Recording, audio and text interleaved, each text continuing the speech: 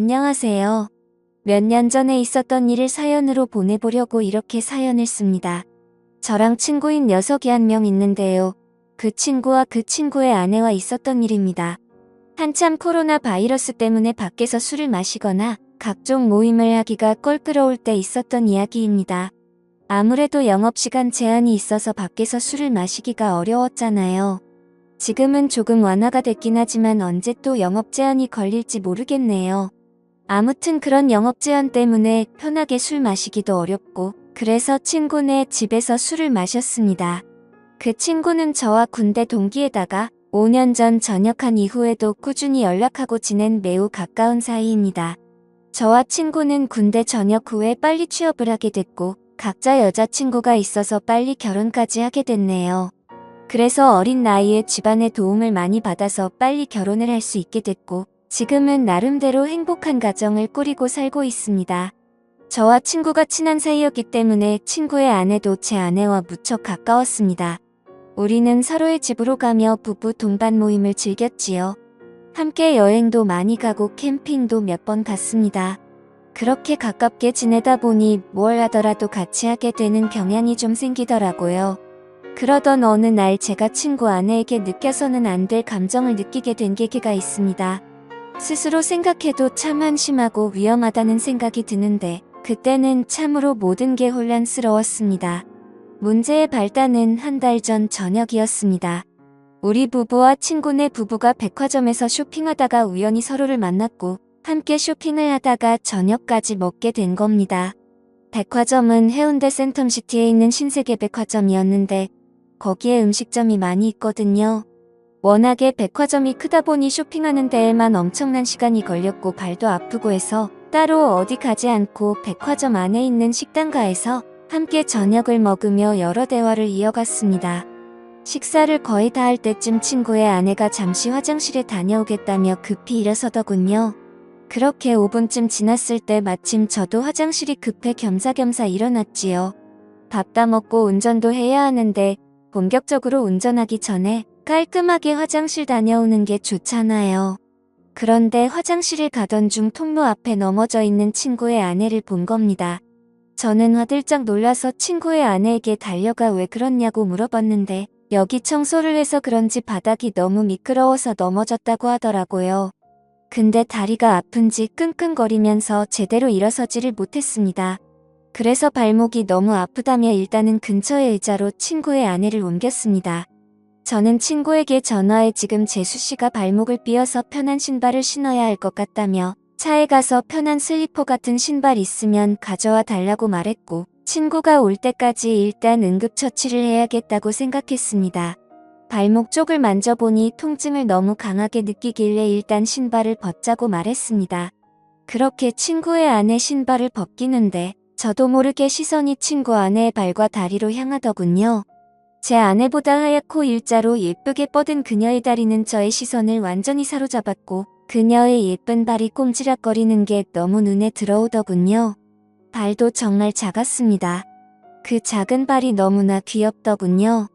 저는 친구 아내의 다리를 보면서도 안 된다고 생각했으나 자꾸만 몹쓸 눈길에 평정심을 잃었습니다. 아프냐고 물어보는 걸 핑계로 저는 그녀의 발과 다리를 주물럭거렸습니다. 그렇게 발목과는 상관없는 곳을 계속 손으로 주무르다 보니 친구의 아내가 이제 좀 그만 만지면 안 되냐고 하는 겁니다. 그래서 저는 당황하며 그런 게 아니라 혹시나 다른 데가 또 아프지 않을까 해서 그렇다며 말도 안 되는 변명을 늘어놨습니다. 그러자 친구의 아내는 피식 웃으며 예뻐서 그렇게 만지는 거 아니냐며 웃음을 보이더군요. 그 후로 저는 친구의 아내와 어깨동무를 하고 쩔뚝거리며 함께 식당가로 걸음을 옮겼습니다. 가는 도중 분위기가 냉랭한 것이 뭔가 서먹했는데 어느 순간 그녀가 제게 이렇게 발이랑 다리를 주물럭거릴 정도로 예뻤냐고 다음에 술 한번 사줘야겠다면서 기분이 좋다는 걸 표현하더군요. 그러면서 저에게 자신의 휴대폰 번호를 가르쳐준 친구의 아내 얼떨결에 저는 친구 아내의 핸드폰 번호를 땄습니다. 친구는 어떻게 된 일인지 저희에게 물었습니다. 화장실 앞에 청소를 해놔서 그런지 물이 흥건했는데 구두를 신고 있어서 미끄러진 것 같다고 말했습니다. 그렇게 재수씨는 슬리퍼를 신었고 친구는 제게 고맙다는데 순간 그 친구에게 미안하더군요. 저는 친구 사이에 고마운 게 뭐가 있냐며 괜찮다고 했더니 이번 저녁은 자기가 무조건 사겠다고 합니다. 화장실에 다녀온 저는 다시금 후식을 먹기 위해서 숟가락을 들었고 제 아내와 친구 아내와 함께 즐거운 대화를 이어갔습니다. 그날은 술도 빠지지 않았지요. 그렇게 즐겁게 마무리를 하고 집으로 돌아왔습니다.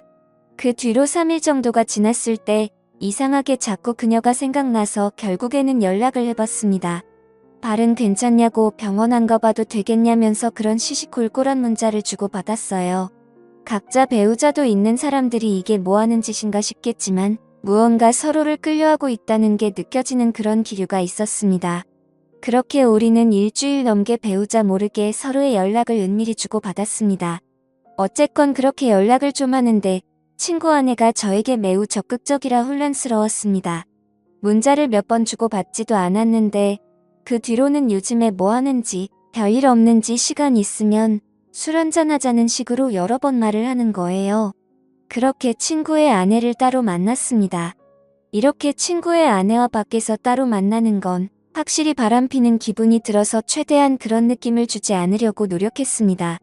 아내 얘기를 많이 했고 앞으로 아이 계획도 얘기하면서 최대한 상대방과 거리를 두려고 의도적으로 노력했죠. 그리고 서로의 대화가 한참이던 때 느닷없이 그녀의 발이 저를 건들고 있더라고요. 너무 어이가 없고 이 사실이 믿기지 않더군요. 그녀를 마주보고 대화하던 제 얼굴은 크게 일그러졌고 친구 아내는 저를 보며 도발하는 눈빛을 날렸습니다. 초저녁에 만나서 그렇게 간단하게 자리를 가지려고 했는데 계속 이렇게 하다가는 뭔가 사고를 칠 것만 같아서 저는 급하게 집으로 가야 한다며 집으로 돌아갔습니다. 솔직히 너무 무섭더군요. 그녀는 정말 친구에게는 과분하다는 생각이 들 정도로 아름다운 미녀인데 왜 갑자기 저한테 그렇게 대놓고 도발을 하는지 믿을 수도 없었고 그럼 그녀의 태도를 어떻게 받아들여야 할지 혼란스럽기만 했습니다. 그렇게 안절부절 못하면서 휴대폰만 보고 있었는데 어느새 시간은 12시쯤이 되었고 마음이 심란해서 잠이 오질 않더군요. 그런데 느닷없이 어디선가 전화가 걸려오는 겁니다. 친구 아내였습니다. 저는 전화를 받지 않으려고 했으나 자꾸만 걸려오는 전화에 난감했습니다. 제 아내는 이 아심한 밤에 누구냐며 짜증을 냈고 저는 회사 상사 전화라며 거실로 나와 걸려오는 전화를 속삭이며 받았습니다. 이렇게 늦은 시간에 왜 자꾸 전화하냐고 말했습니다. 그러자 한동안 말이 없던 그녀는 남편이 오늘 급하게 출장 때문에 지방으로 내려간다며 우리 집으로 오라고 하더라고요. 저는 가지 않겠다고 대답하고 전화를 끊었지만 마음이 너무 혼란스러웠습니다. 사실은 미치도록 가고 싶었습니다. 도저히 그녀의 유혹을 떨쳐내기가 쉽지 않더라고요. 앉아서 10분 동안 안절부절하며 생각만 한 것 같습니다. 이건 마치 하늘이 준 기회라고 생각했거든요. 아직 혈기왕성한 어린 나이에 한 명이라도 더 경험하는 것이 하늘이 나에게 준 축복이 아닐까 하는 생각이 들었습니다. 결국 도저히 그 유혹을 떨쳐버릴 수 없었습니다. 저는 자고 있던 아내 귀에 대고 회사에 급한 일이 있어 나가봐야 한다고 둘러대며 급히 옷을 입었습니다. 그렇게 집에서 나온 저는 친구네 집으로 향했습니다. 친구의 집 앞 대문에 서서 가만히 있었습니다. 항상 이곳을 올 때면 친구가 저를 반겨줬는데 오늘은 친구가 아니라 친구의 아내가 저를 반겨주겠다는 생각이 들더군요. 한편으로는 마음이 참 씁쓸했습니다. 그렇게 집으로 들어가 현관을 지나 거실로 들어서니 촛불이 켜져 있었고 와인까지 준비되어 있었습니다. 그 광경을 보고 저는 정말 두근거리더라고요. 친구의 아내 뒷모습을 보고 그 생각이 들더라고요. 이렇게까지 마음먹고 바람을 피려고 하는 저 여자의 정체가 도대체 뭔지 궁금했습니다. 만반의 준비를 하고 친구의 남편을 꼬시는 여자가 정상이라고 생각이 들지 않았거든요. 저는 일단 경계하는 자세로 그녀와 이야기를 이어나갔습니다. 그녀의 이야기를 들어보니 충격적인 사실을 한 가지 알게 됐습니다. 자기가 지금 이러는 이유는 자신의 남편이 먼저 바람을 폈기 때문이라는데요.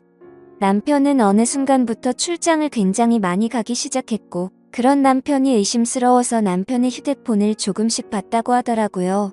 근데 남편의 휴대폰에는 직장 동료와 주고받은 연락이 상당히 많았는데 그 중에 몇 명의 후배와 나눈 연락은 느낌이 많이 달랐다고 합니다. 심지어 한 명의 후배와 바람을 피운 게 아니고 여러 명의 여자와 동시에 바람을 피우고 있었던 겁니다. 그러니까 그렇게 출장을 핑계대며 항상 외박을 했던 것이었어요. 그래서 자기도 바람을 필 생각으로 저에게 도발을 했다고 말하더라고요. 그렇게 그녀의 이야기를 한동안 듣던 저는 와인에 취해 친구 아내와 건너서는 안 될 강을 건너게 되었습니다. 이렇게 아름다운 여자와 함께 있다는 게 정말 꿈만 같은 시간이었습니다. 정말이지 행복하더군요. 한참 시간이 지나고 배가 고프다고 했더니 친구 아내는 찬밥밖에 없다며 배달 음식을 시켜주겠다고 했으나 저는 김치가 있다면 그냥 볶아달라고만 했습니다. 음식 투정 부리지 않고 잘 먹는다면서요. 그렇게 저는 친구 아내가 만들어준 볶음밥을 먹는데 음식 솜씨도 얼굴만큼이나 정말 훌륭하더군요. 별거 아닌데도 말이죠. 그날 이후로 그렇게 몇 달이 지나고 여름 휴가를 받게 되는 날이었습니다. 제 친구 녀석은 아니나 다를까 여름 휴가를 받아놓고는 또 장기 출장을 핑계로 누군가와 제주도 여행을 갔더라고요. 그동안 저도 궁금해서 친구에게 이런저런 이야기를 들었는데 저에게 자신의 외도에 대한 이야기를 다 하더라고요. 그래서 저는 이미 친구가 뭘 하는지 확실하게 알고 있으니 마음 편하게 친구의 아내와 만남을 갖기 시작했습니다. 어쨌건 저도 출장이 있다고 제 아내를 속인 제 친구네 집으로 들어갔습니다. 아내도 간만에 친정에 다녀온다더군요. 저는 점심도 먹지 못한 제 친구네 집으로 달려왔고 그곳에서 연인처럼 데이트를 하고 그녀가 차려주는 볶음밥까지 얻어먹었습니다. 남녀 사이는 정말 복잡하고 어려운 것 같습니다. 이제는 뭐가 옳은 일인지 구분도 안 됩니다. 누가 먼저 잘못을 했고 누가 누구한테 상처를 준 것이 더 이상 아무 의미가 없다고나 할까요? 그냥 저는 지금 이 순간을 최선을 다해 즐기려고 마음먹고 있습니다. 지금까지 제 사연을 들어주셔서 감사드립니다.